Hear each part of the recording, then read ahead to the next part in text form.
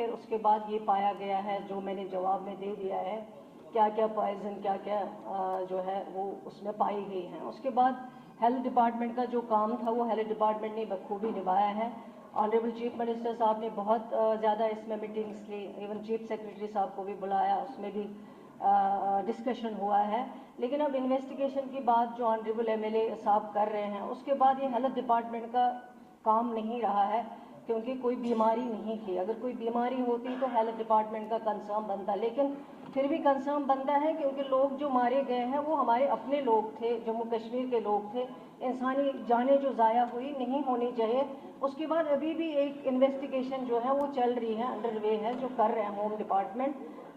तो मैं यही कहना चाहूँगी कि होम तो हमारे पास नहीं है कि हम कोई और इन्वेस्टिगेशन का ऑर्डर यहाँ पे कर सकें। मैं इतना ही कहूँगी। जिम्मेदारी डाल देंगे। वो शायद जो सवाल का जवाब मांगा है ऐसा जिक्र नहीं है, लेकिन सवाल ये है कि ऐसे मिस्टीरियस डेथ्स हों और फिर पता न चले क्यों हुआ ऐसा। पहली बार ऐसा हुआ ये सवाल नहीं है। मैं ऑनरेबल चीफ मिनिस्टर साहब से गुजारिश कर लूंगा, it is unprecedented as far as we know for the last so many years. आज तक असम्बली में ऐसा वाक़ा ज़ेर बहस नहीं आया।